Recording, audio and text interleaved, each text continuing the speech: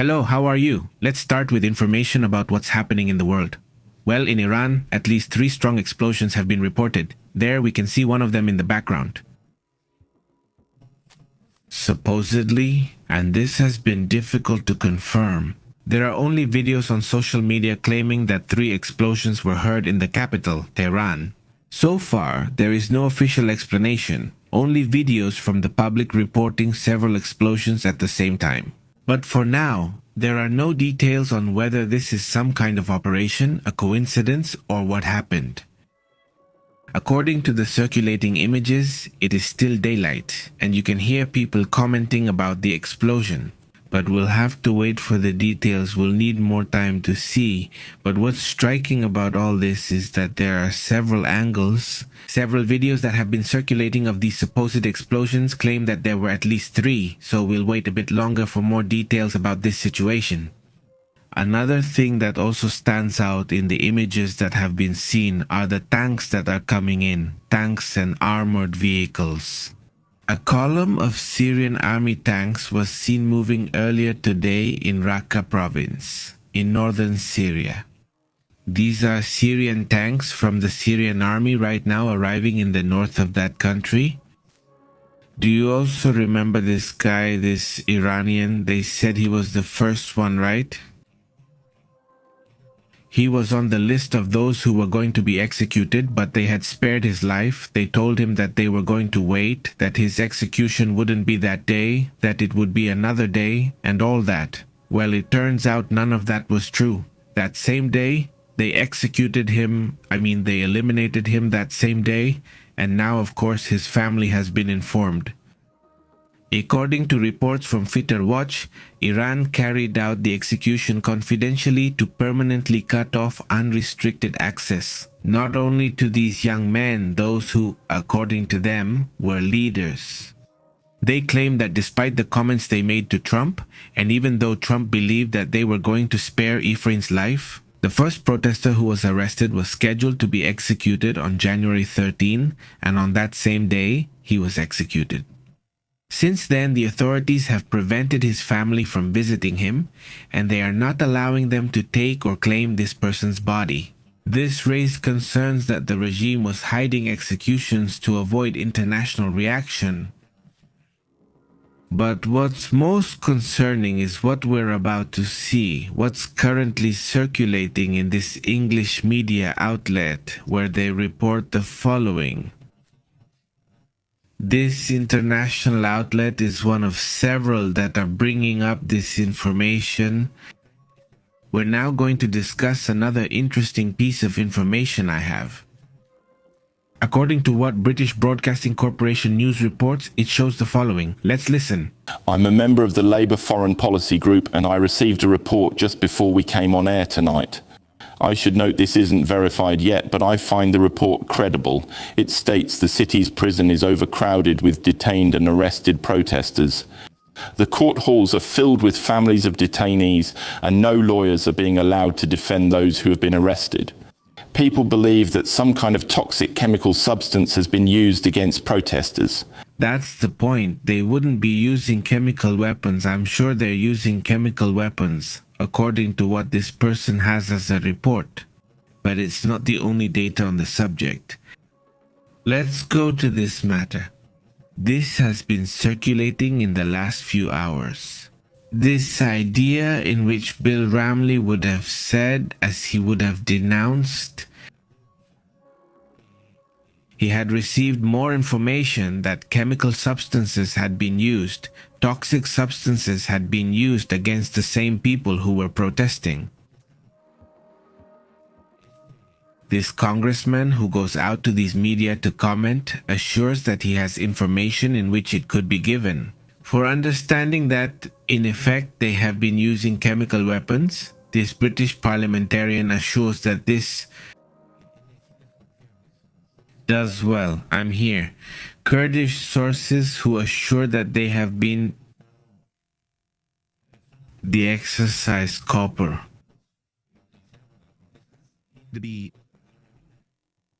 But who is the one from the management? That's one way, but it would spark strong opposition against the Iraqi religious leadership. And for now, since the type of chemical hasn't been verified, at least it's believed that this could be a chemical weapon. No, obviously we'll have to wait for more information. But remember what happened with the chemical attack by Sarah Hussein against her own people in 1988 in Al-Baha, where 5,000 people are believed to have lost their lives. Also, remember what happened with Bashar al-Assad in Syria, who also attacked his own people with chemicals. Well, it seems that the supreme leader, as I told Minei, seems to be using this kind of weapon against his own people. The Institute for the Study of War warns that a prolonged crackdown could further weaken the Iranian economy and put even more pressure on the Ayatollah's regime. The international community, for now it says it's watching and has intelligence, supposedly to detect this kind of thing. So far, they haven't mentioned these alleged chemical weapons, so let's wait for more details, but at least now, a bit more information is starting to come out, because at first it was only through some forums, but now this former congressman has come out, and according to his information, there are chemical weapons being used against the population itself. That's obviously also concerning, right? And well, between that and the fact that many of these executions that they didn't want to carry out, that they didn't want to admit, have now been acknowledged. The Supreme Leader also comes out again to make a series of comments. Let's listen. Hello, these are the ones who have been killed. Some with that intensity. During the speech in Tehran, the Supreme Leader, Ali Khamenei, stated that several thousand people may have lost their lives and were killed during the protests, attributing it to the fact that they were seditious. And well, it confirms that the number of deceased rises to several thousand, he says in this comment. It's acceptance. Now, of course, they blame everyone except him. But the thing is, well, both the fact that it was known that people were never stopped from being executed, I mean, since it was known that it was happening, it was already being reported that it wasn't just against the people who were protesting, but also against the detainees. It's now confirmed this has been happening since the 13th when detainee executions began. And obviously when they asked Trump, he says, no, I trust that they're telling the truth, that I don't know what. So the aid that was allowed clearly isn't going to arrive. Meanwhile, Iran continues with the internet blockades, even though it has returned to some parts of the network. They claim that, according to what FitterWatch says, Iran is carrying out a confidential plan to permanently cut off unrestricted access to the internet. From now on, only approved individuals will be able to connect to the global network. Will they block the population? Will unrestricted internet access become a privilege limited to the government and its allies? Most Iranians will only be able to use the Iranian domestic internet. Only a closed system with local services monitored and disconnected from the international internet will be allowed. They claim there will only be a national internet. Let's move to another key detail. What's happening in the world? Thank you to the entire community joining us, everyone watching live, and those watching the replay. We're also going to cover several topics that are drawing attention today. Let's get to that.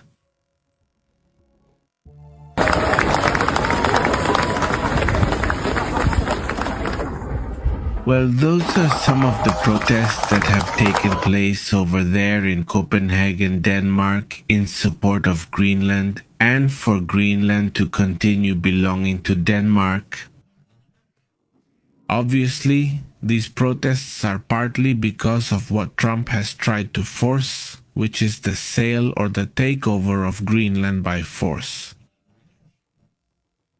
Alright, but let's continue with Iran, with what's happening in Iran, because it's reported that the heir, the one who was the heir at the time, not this one, Reza Pahlavi, the son of the Shah, he would have already confirmed that they have a 100-day plan. The 100-day plan, he says, is to make a government transition, and he claims that desertion within the regime has already begun.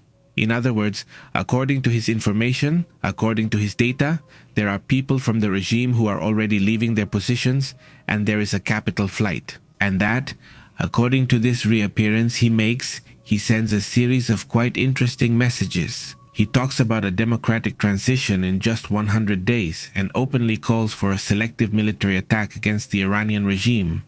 In his speech, Pahlavi urged hastening the collapse of the regime led by Ayatollah Ali Khamenei, who has been supreme leader since 1989. The prince, who has been in exile since 1979, left that country, and he stated that the Iranian people are already in the streets, and that they do not need a foreign invasion, but rather more pressure and international support to sustain the mass protests. He revealed that Iranian security forces are secretly deserting and contacting him, the Iranian forces are reaching out to him. That suggests possible internal fractures within the theocratic regime structure. He also called for a targeted attack against the Islamic Revolutionary Guard, Iran's most powerful military force. Pahlavi also proposes a post-regime roadmap, a 100-day stabilization phase supported by Iranian businessmen. This would be followed by free elections with international observers to determine whether Iran will be a republic or a constitutional monarchy. He also called on the West to freeze the financial assets of the religious leaders and to break the information blockade that keeps almost the entire population disconnected. Although Donald Trump has not met directly with Pahlavi, his envoy for peace, Steve Witkoff, has already done so, and Senator Lindsey Graham has also met with Pahlavi. So be careful with that issue as well, which is also part of what's happening. Meanwhile, an analysis is being done of which are the most concerning weapons that Iran has, either active or ready, let's say, for use. He says they possess many ballistic missiles of various ranges, the SRVMs with a short range, the MRVMs which are medium range, and others that could reach up to 2,000 kilometers, able to strike targets across nearly the whole region. Iran has also developed and deployed various UAVs for reconnaissance, surveillance, and attacks, including drones of their own design and construction. Their air force also includes old aircraft like the F-14, the F-4, and the MiG-29 with limited capabilities compared to regional powers. Recently, it is known that they are in the process of purchasing Su-35 fighter jets, but not much is known about this topic. Not how many, not anything like that, or if they've been delivered. Iran has also produced its own tanks since the 1990s and operates modernized models of its own design or derived from foreign vehicles. It also has armored personnel carriers, artillery, and rocket systems. It also has its own systems called Babar 373 and versions of long-range anti-aircraft systems. The Navy also operates ships, fast boats, and recently a drone carrier vessel. To extend its presence in deep waters, its army uses assault rifles, machine guns, pistols, and support weapons, almost all of which are manufactured locally. They also have electronic warfare radar systems designed for communication detection and countermeasures. They have also developed factories for missiles, radars, UAVs, ships, and airplanes to reduce dependence on other countries.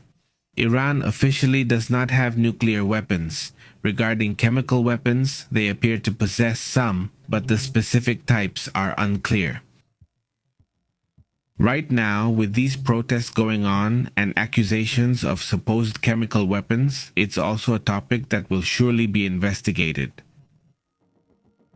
For now, even though there have been suspicions for some time, there are already several reports circulating about the alleged use of chemicals or chemical weapons against the population. So far, it hasn't been possible to verify from the outside. There's still no official confirmation of chemical weapons use. The United Nations and Human Rights Watch haven't commented yet.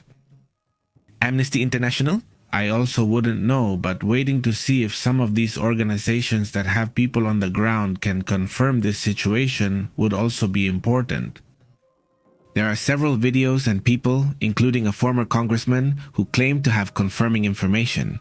There is evidence, or at least there are testimonies about these chemicals that cause death, just a few days after contact. Let's address other key matters too.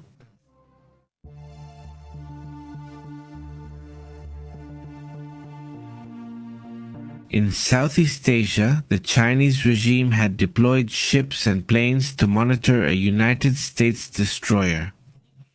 Within this deployment that has taken place, several points stand out in this monitoring operation that is being carried out in this region of South Asia. According to reports, China had deployed not only ships but also warplanes to monitor the United States military vessels crossing the Taiwan Strait. Let's go to that strait. Precisely, isn't this the area where United States ships or even ships from other European countries suddenly pass through? The United States and European countries pass through here, right? On this side. Reports say they have deployed ships and military aircraft to monitor the entire area. Above all, closely following the destroyer United States ship John Finn and the ship Mary Sears is not a good idea. While they transit that strait to Taiwan, it is known that today and tomorrow and yesterday, today, January 17th, they will be circulating.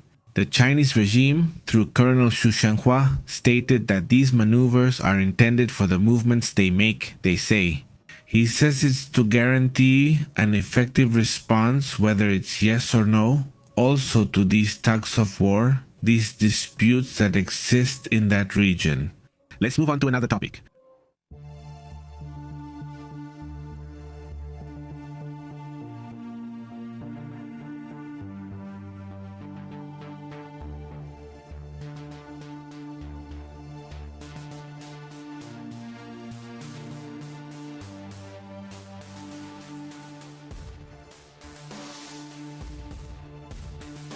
Let's go to the comments quickly and later we'll see if there's any other important matter as well. No, as long as we can keep updating what's happening in Iran, what's happening over there in Venezuela, well, on several international topics obviously, it's very concerning that if it can be confirmed that they used chemical weapons, it would be very regrettable. These explosions are also drawing attention. We're not leaving, they happened one after another. There were 3 big explosions, all in the capital. There haven't been any reports, for example, of airplanes, so it doesn't necessarily seem like an airstrike. It could be something internal. That's the part that still leaves doubts about what it could be. With all the internet outages in that region right now, it's a bit complicated to have all the data, all the details, right? But yes, something is obviously happening and we're going to try to figure it out during all the upcoming live streams, right? Greetings, Kareem. How have you been? Good afternoon. Thank you so much for joining us this weekend. Greetings, Biosoy. How have you been? Also to Monique Polango. How have you been? How are you doing? Also, greetings to Eli6847. How have you been?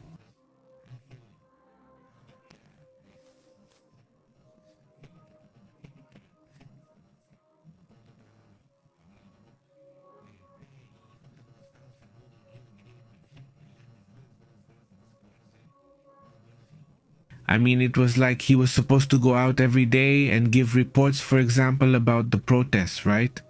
And this situation, which is really serious and nothing, right? I mean, very little has been done about it, right? Greetings. Thank you, Gabriel. Thank you so much for your comments. Greetings also to Delalas. How have you been? Hello, Marcela, Eduardo, and everyone. Thanks for joining us. Mauro, how are you? Beatriz Alvarez Bueno, good afternoon, Karim, and I send a big greeting to everyone. We'll talk more later about different topics and situations. Several issues remain unresolved in Groenlandia and Venezuela. There are interesting topics there. Sebas, how are you, Mauro? We're still here.